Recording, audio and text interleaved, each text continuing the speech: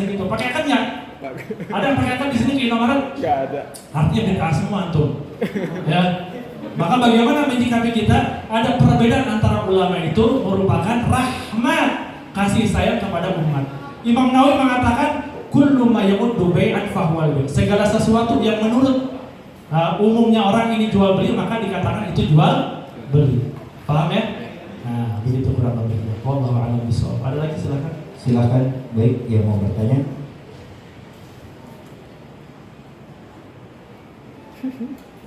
Tidak ada yang mau bertanya? Oh.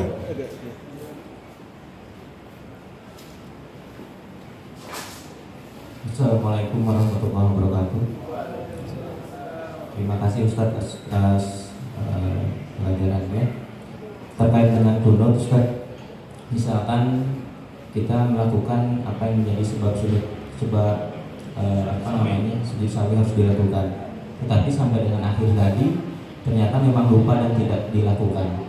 Terkait dengan sholatnya, apakah hukumnya kita tetap sah atau seperti apa?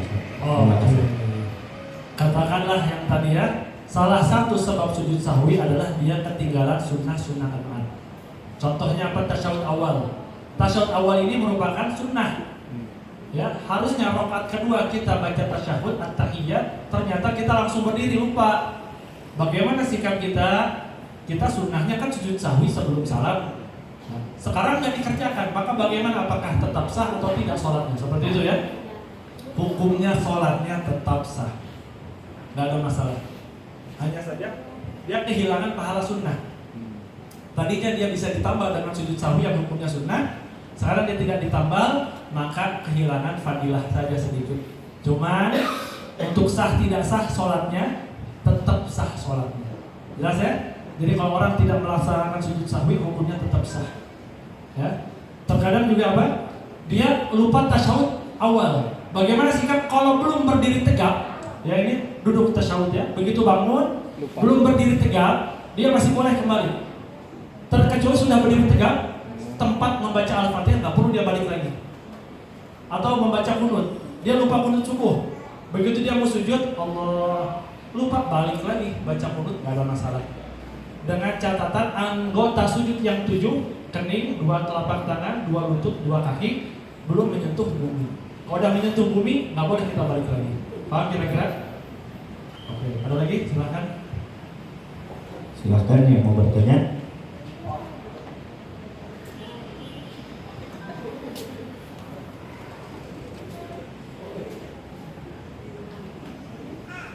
Assalamualaikum warahmatullahi wabarakatuh. Waalaikumsalam warahmatullahi wabarakatuh. Ustaz, karena kalau sholat itu kan duduk ya. Tapi kalau posisi Al-Fatihahnya sebaiknya anak berdiri atau duduk? Oke. Jadi bagaimana sholatnya ya? Yang pertama, sholat fardu itu ya wajib berdiri. Kapan wajib berdiri? Letaknya ketika dia mampu berdiri. Ya. Ketika dia mampu berdiri, maka sholatnya harus berdiri. Nah sekarang kalau berdiri nggak mampu di dalam sholat itu, maka sunnah dia boleh duduk.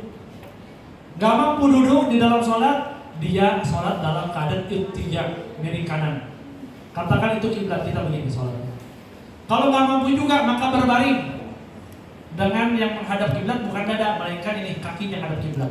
Kalau dia dalam keadaan sakit. Gak mampu lagi, maka dengan kepalanya, dengan kepala naik turun, ya. Rukunya nunduk, sujudnya lebih nunduk lagi. Gak mampu lagi bagaimana? Bil ajfan, dengan kelopak mata sholat. Ya, rukunya begini, sujudnya begini berarti. Ya. Gak mampu lagi dengan kelopak mata, maka yajri arkanus sholat fil qalbi. Kita hadirkan rukun sholat di dalam hati kita, seakan-akan kita lagi baca Fatihah. Ya, kalau bisa baca ya harus baca. Seakan-akan kita lagi kita hadirkan sholat di dalam hati kita. Kalau nggak mampu lagi baru disolatkan. Ya, dia artinya sudah meninggal.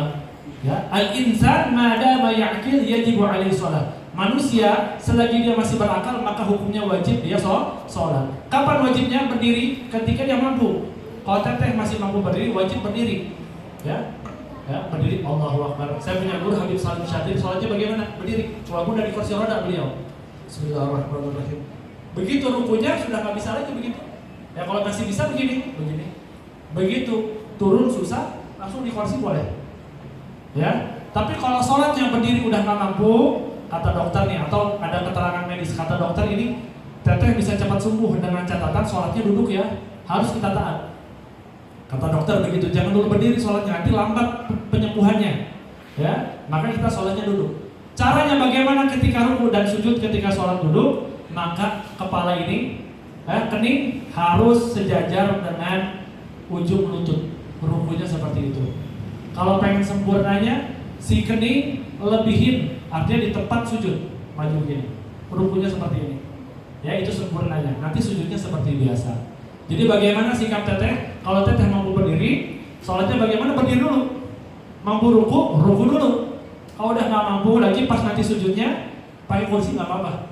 Ya, katakan sulit nanti pas dari sujud mau berdiri sulit, maka sholatnya begini, berdiri dulu, ruku, nanti sujudnya begini. Kalau susah ya untuk sujud seperti biasa, begitu teh caranya ya. Dan dalam kitab Zubat bagaimana ini anak-anak yang di rumah ada 5 bait syair, udah hafal belum?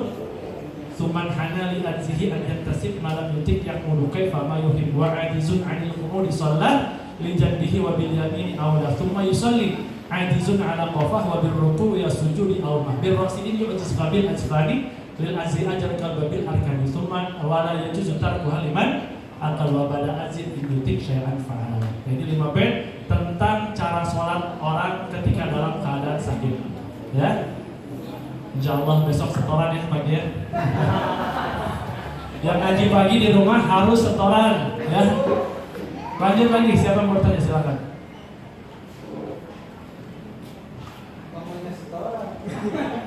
Ya, apa saya mau bertanya tapi di luar tema yang ini. Dalam bacaan wudu, namanya wudu itu kan dalam masuk wajah kan, dimana kalau dalam masuk pertama itu doa belum tamat gitu.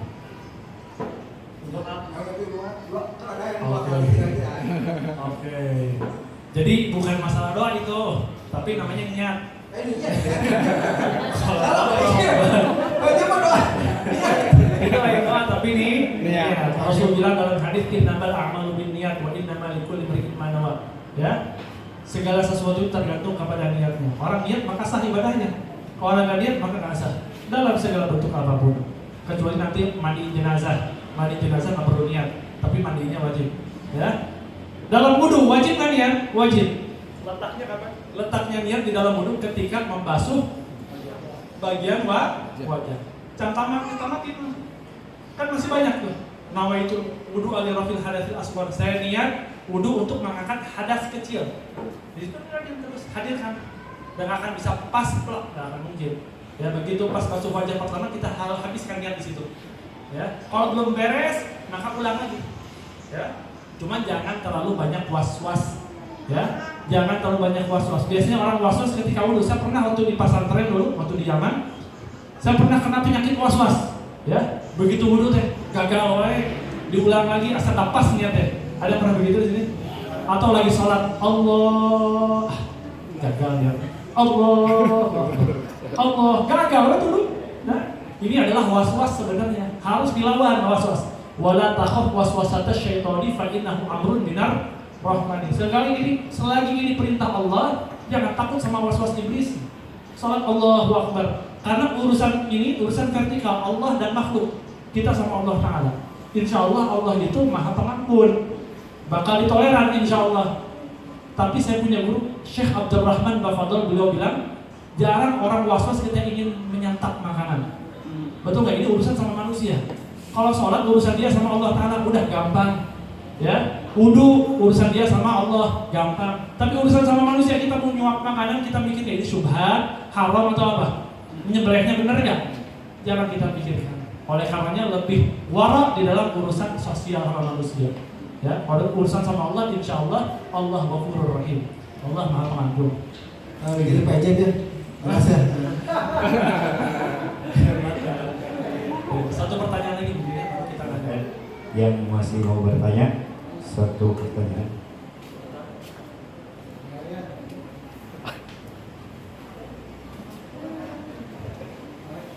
Assalamualaikum. Waalaikumsalam. Ustaz, saya mau tanya, kalau misalkan tadi kan ya dulu ya, kalau misalkan kita sholat itu saya tuh ada yang bilang dua versi, ada yang bilang ketika usolli fardu gitu kan, baru takbiratul baru Allahu Akbar, atau pas Allahu Akbar tapi di dalam hati usolli itu yang benar yang mana ya? Yang benar yang mana ya? Jadi ada yang niatnya begini teh ya. Usolli fardu Allah, ada yang begitu? Ada juga yang Allah baru usolli gitu ya. Yang pertama harus kita pahami, ada niat, ada talaffuz bin niat. Ya. Niat menjadi faktor sah tidak sahnya ibadah kita. Adapun talaffuz bin niat hukumnya sunnah. Apa yang dimaksud dengan talaffuz bin niat? Ucapan tadi. Usolli fardhu zuhri arba'a raka'atin mustaqbilal qiblati lillahi ta'ala. Itu sunnah saja, enggak wajib, itu bukan niat. Lalu tempatnya niat di mana? Ketika kita mulai takbiratul ihram, Allah, baru kita hadirkan niat kita dalam hati, bukan di lisan lagi. Allahu Akbar. Ya, kita hadir ya Allah, saya niat sholat zuhur karena Allah. Itu letak niat ketika Allah sampai Allahu Akbar. Diusahakan ketika tangan sudah di atas, Allahu Akbar, udah beres tuh niat. Ya, baru sholat seperti biasa. Adapun orang yang seperti ini, usolli fardhu zuhri, dia ingin mengambil sunnah. Tujuannya apa? Talaffuz bin niat supaya mendorong yang di dalam hati mudah. Ya, so kalau orang ya pengen sesuatu disebut terus akan nempel di hati, betul? Ya, dia juga usolli fardhu zuhri arba'a mustaqbilal qiblati. Allahu Akbar. Letak niat pas Allah, bukan pas tadi. Karena itu bukan niat, ini adalah talaffuz saja. Hukumnya sunnah. Andai kata orang langsung Allahu Akbar, sah nggak? Sah ketika niat. Ya. Adapun yang tadi di awal kayak contoh nawaitul wudu'a li rabbil hadathil asghar lillahi ta'ala, belum tempat niat itu, baru talaffuz niat. Tujuannya apa? Ketika basuh wajah, niatnya masuk dalam hati kita. Paham ya? Itu yang benar yang mana? Dua-duanya benar. Yang talaffuz boleh, dan talaffuz boleh. Tapi tempat niat yang asli adalah dalam hati ketika Allahu Akbar. Ya? Aman teh, aman? Ya, beda ya. Habis. Gantian kita yang nanya. Oke, silakan. Mungkin yang nanya udah beres. Sekarang Ustadz yang nanya. Dan Ustadz nanya dikasih hadiah juga. Baik, Masya Allah, luar biasa. Ada yang bisa jawab dikasih hadiah. Baik, mantap, luar biasa. Oke, sekarang saya nanya ya. Iya. Nanyanya mungkin di luar tema barusan, boleh ya? Iya, Ustadz. Boleh ya? Khusus akhwat dulu. Bebas. Akhwat dulu aja dulu. Oke. Buat nanya sama akhwat ya. Siapakah nama daripada istri-istri Rasulullah? Angkat tangan. Silahkan.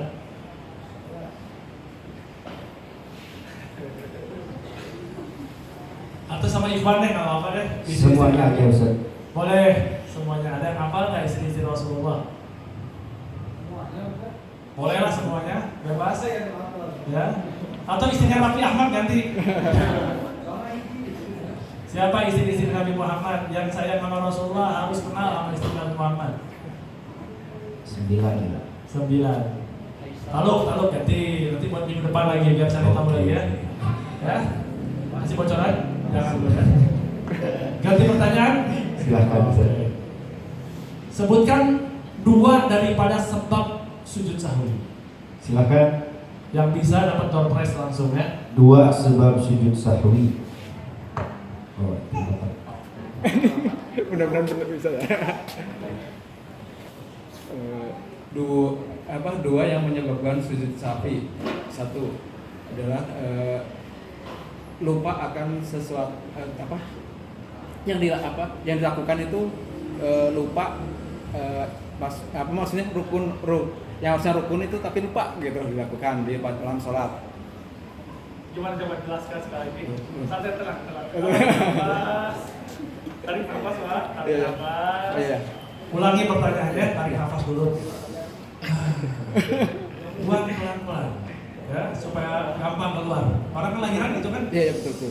Supaya keluar anaknya, sekarang keluar jawabannya. Tarik nafas, baru keluarin jawaban. Ya, ada 4 sebab sujud sahwi. Sebutkan 2 saja, jangan lihat buku. Jangan. Ya,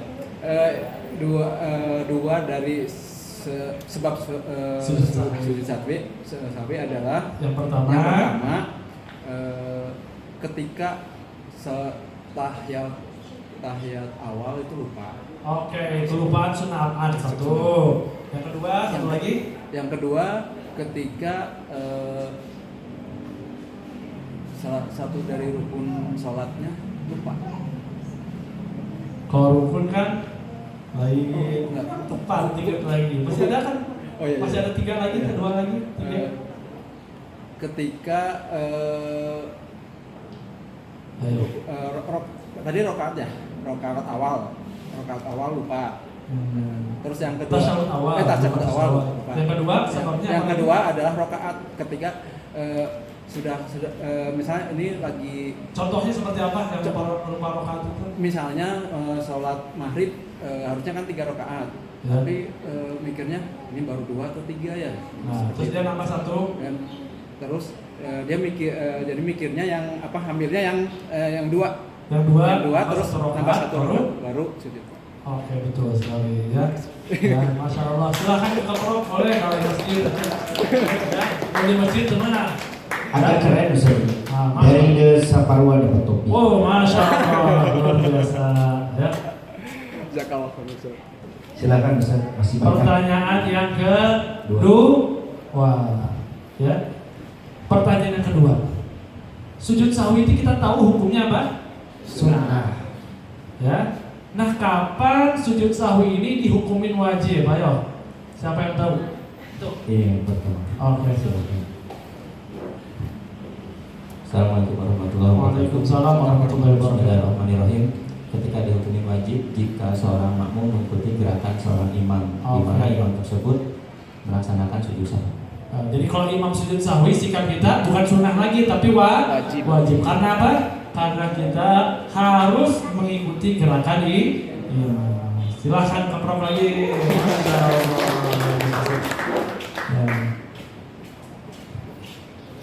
Silakan Ustaz, masih berapa? Satu lagi ya, sisanya kamu ya. Saya dulu ya. Ini akhwat lah, kasihan akhwat lah. Silahkan, Ustaz. Lagi, Masya Allah. Pertanyaan ketiga, ya.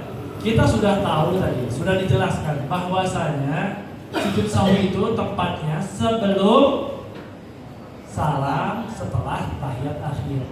Nah, terkadang kita lupa melaksanakan sujud sahwi, keburu salam. Boleh nggak kita sujud sahwi lagi? Ya, silahkan. Ada syarat-syaratnya tuh. Sebutkan 2 saja syaratnya. Silakan yang bisa lemparkan tangan ke kamera. Ayo. Aman? Ayo, akhwatnya. Tegang ya, tegang. Tahu apa? Salah juga.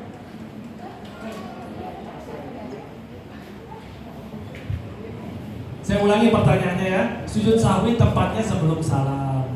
Nah ini dia lupa keburu salam. Masih boleh nggak sujud sahwi? Kan boleh. Ada 3 syaratnya, sebutin 2 aja. Ya.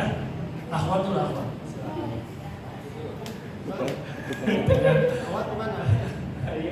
Saling lirik-lirik. Oh itu Teh Herti, Masya Allah. Silahkan.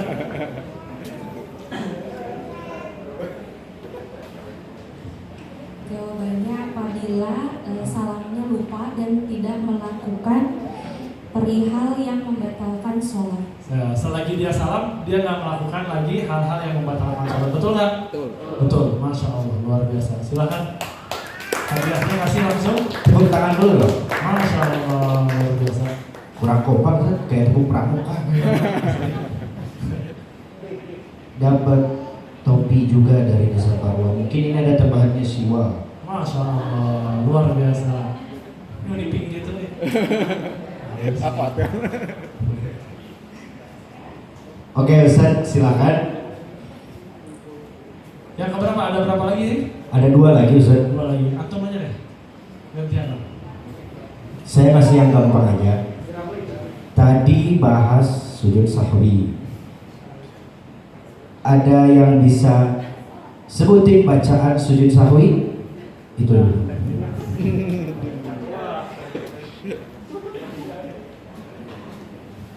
Subhanallah la yanamu wa la yasbu.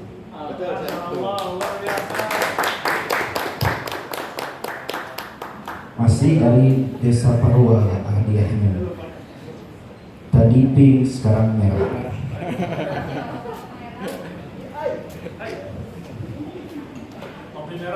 Ya. Mungkin satu pertanyaan terakhir Ustaz ya sambil menutup. Saya mau kasih pertanyaan. Ada di sebuah tempat orang bersiap buat sholat berjamaah. Ingat, mau sholat berjamaah. Semuanya udah berkumpul tuh, tapi belum sholat. Apa yang harus dilakuin?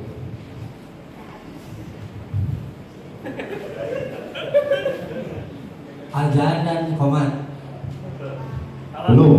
Salah ya. Ayo. Ulangi pertanyaan dong. Ulangi. Ada suatu perkumpulan Oke, perkumpulan terus mau melaksanakan sholat berjamaah. mau sholat berjamaah, cakep. Terus Di semuanya belum pada mulai. belum pada mulai. Belum pada mulai sholat berjamaah, masih nunggu. Hal apa yang akan dilakuin? Belum dilakuin. Ini aja yang ini. Di masjidnya. Kurang tepat. Ayo, Anda juga kayaknya nggak bisa jawab ini seperti silahkan. Itu Bapak. Tapi jangan harus dapat hadiah lagi ya. Iya. Ya mudah-mudahan ini benar ya. Tinggal melakukan iqomat aja kan. Kalau sudah kumpul seperti itu. Belum tepat. belum tepat. Belum tepat. Satu perkumpulan full menunggu untuk dilaksanakannya sholat berjamaah. Oke, nunggu mau jamaah nih. Lagi Ya. nunggu jamaah. Terus Hal apa yang belum dilakuin untuk melakukan sholat tersebut? hal apa yang belum dilakukan? Ayo angkat tangannya. Angkat tangan, angkat tangan. Itu perempuan tuh.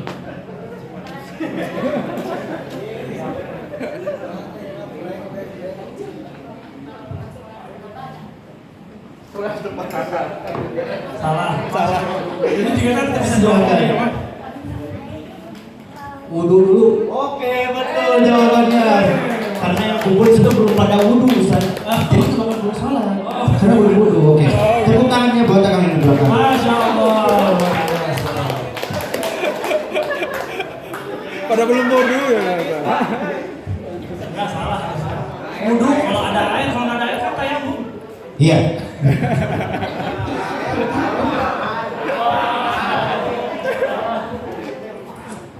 Karena Indonesia pasti ada air.